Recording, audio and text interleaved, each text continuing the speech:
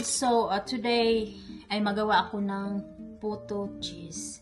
So, dalawa yung sinusundan ko na recipe. Nakita ko lang ito sa YouTube.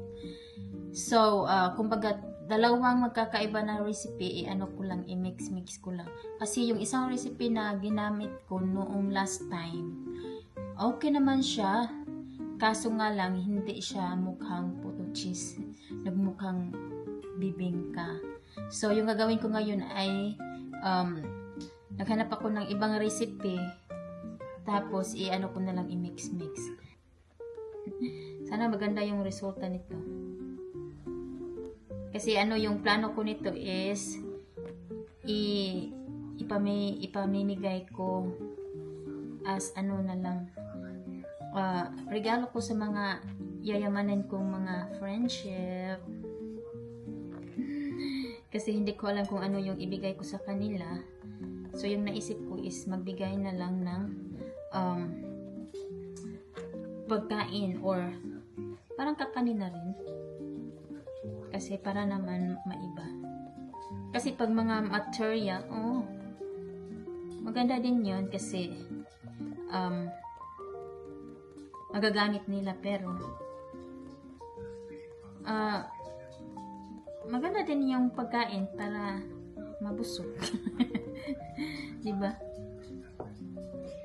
Para mabusog yung mga friendship natin. Hindi naman marami yung bibigyan ko kasi yung iba hindi naman mahilig.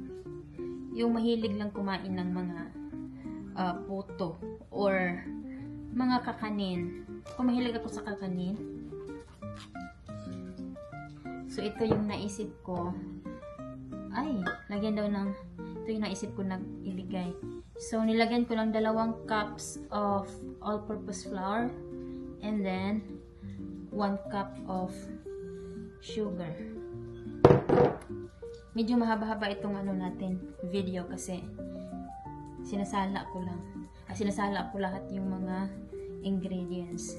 Kasi yun ang sinabi masunurin ako ngayon kasi sinusunod ko yung recipe. Hindi pa talaga ako sanay gumamit ng microphone kasi lagi ko nakakalimutan. Pero mas gusto ko talaga yung resulta yung may gagamit ng microphone kasi klarong-klaro talaga. Handle lang.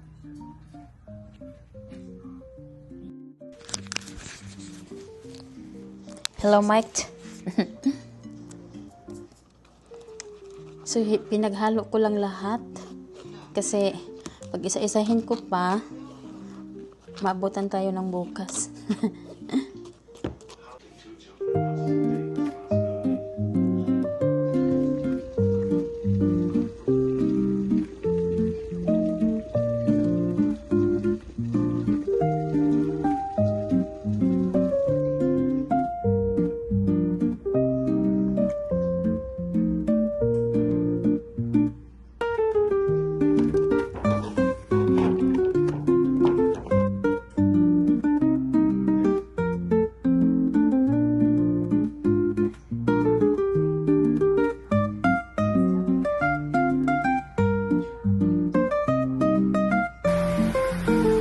Nakalimutan ko tuloy yung susi.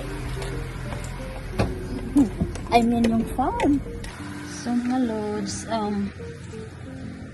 ihatid ko muna itong puto na niluto ko. Imimit ko lang yung friend ko somewhere. Yan. Malapit lang, mga 3 minutes drive. Wala kasi akong ibang maibigay. Pamasok kasi nasa kanya na yung lahat. Nasa kanya na ang lahat. So, hindi ko alam kung ano yung kailangan niya. So, yun lang ang naisip ko. So, sana magustuhan niya.